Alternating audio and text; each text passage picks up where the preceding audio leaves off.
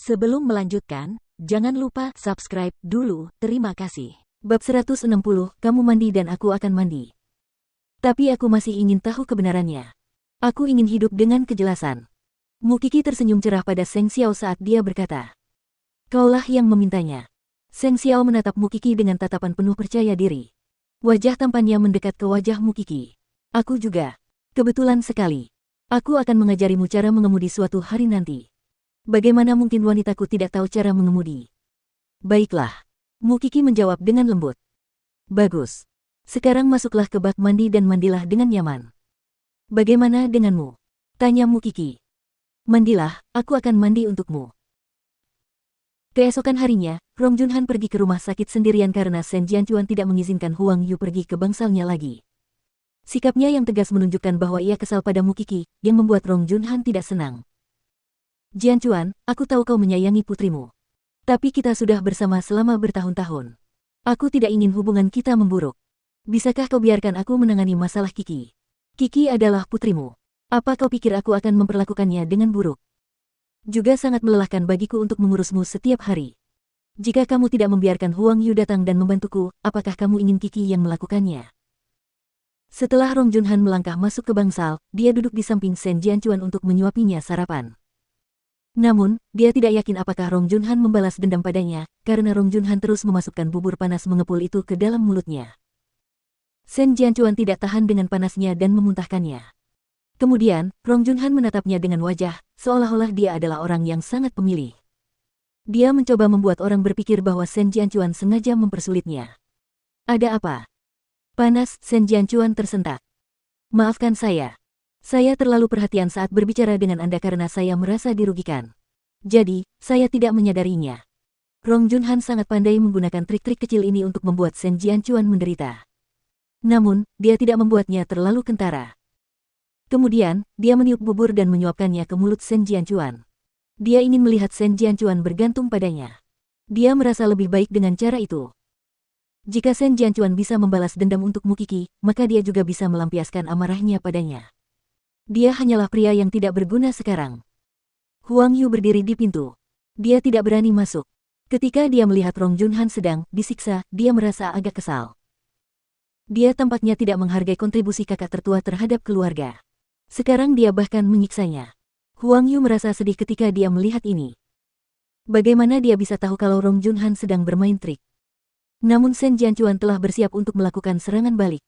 Dia tidak mengungkapkan kemunafikannya sekarang karena dia masih berutang padanya.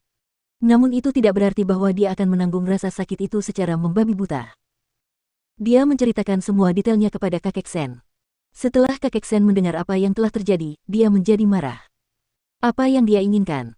Mengapa dia mempermainkan dan menyiksamu ketika dia adalah orang yang ingin menjagamu?" "Karena aku tidak berguna," kata Shen Jianchuan. Kakek Shen merasa sedih saat mendengarnya. "Aku akan mengatur seorang perawat untuk menemanimu. Kurasa dia tidak akan bisa membuat masalah lagi." "Terima kasih, Ayah. Dia bukan wanita yang baik. Lihatlah bagaimana dia telah menyihir saudara-saudaramu dan ipar-iparmu." Kakek Shen menepuk lututnya dan mendesah. "Aku khawatir dia tidak akan mendapatkan apa yang diinginkannya bahkan setelah merawatmu selama bertahun-tahun. Mereka akan mengerti suatu hari nanti. Apakah mereka akan melakukannya?" Kakek Shen terkekeh. Jika Rong Junhan berbohong, semuanya tidak akan semudah itu dijelaskan. Lihatlah dia sekarang. Aku bahkan tidak berani membiarkannya bergabung dengan keluarga Shen lagi. Dia waspada terhadap sikap Rong Junhan terhadap Mukiki. Selain itu, dia adalah wanita yang licik. Aku buta. Aku seharusnya menyetujui pernikahanmu dengan Su Ziqing. Jika tidak, semua ini tidak akan terjadi. Namun Shen Jianchuan tampaknya mengerti mengapa ayahnya melakukan hal itu setelah ia bangun dari koma. Ia tidak menyalahkan ayahnya atas apapun. Terutama sekarang setelah dia memiliki seorang putri, dia tahu rasanya menjadi seorang orang tua. Jing Yun bekerja siang dan malam untuk menyelidiki Rong Junhan.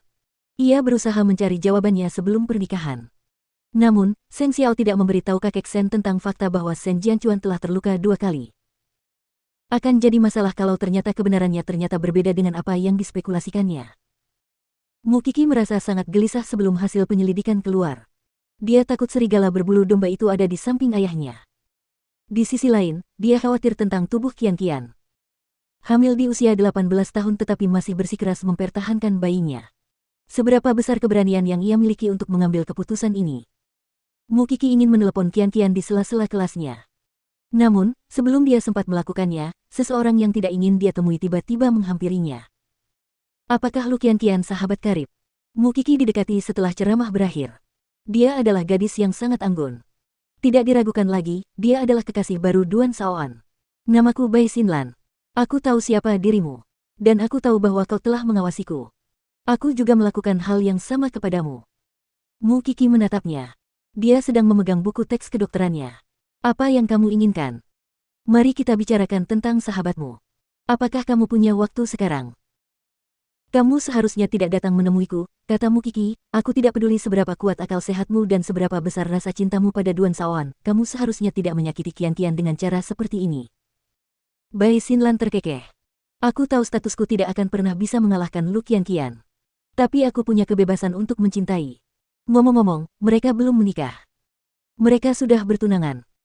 Aku hanya ingin kau menasihati temanmu. Bagaimana dia bisa menjadi seorang ibu di usia 18 tahun? Jangan berpikir bahwa jika dia melahirkan seorang anak, dia akan mampu mengendalikannya. Bahkan jika itu bukan aku, Lu Qian tetap tidak akan mampu mengendalikan Duan Shaoan. Kamu telah mengatakan banyak omong kosong. Ini adalah satu-satunya yang benar. Aku setuju denganmu. Tapi aku tidak akan memutuskan untuk Lu Qian. Mukiki berjalan meninggalkan Bai Xinlan setelah dia mengatakan ini, meninggalkannya. Bai Xinlan menarik napas dalam-dalam dan tertawa. Bagaimana mungkin ada orang yang mencintai sampah seperti Duan Shaoan? Jangan kira aku akan menyerah padanya. Aku tidak membutuhkan Duan Shaoan. Tapi aku membutuhkan status dan uangnya. Bai Xinlan berusaha membuat Mukiki membujuk Qian untuk menggugurkan kandungannya. Dia tidak ingin Qian menggunakan bayi itu untuk mengendalikan Duan Shaoan. Tapi bagaimana bisa Mukiki mengatakan hal ini kepada Qian? Tetapi karena Bai Xinlan tahu tentang ini, itu berarti Duan Shaoan juga sudah tahu tentang kehamilan Qian.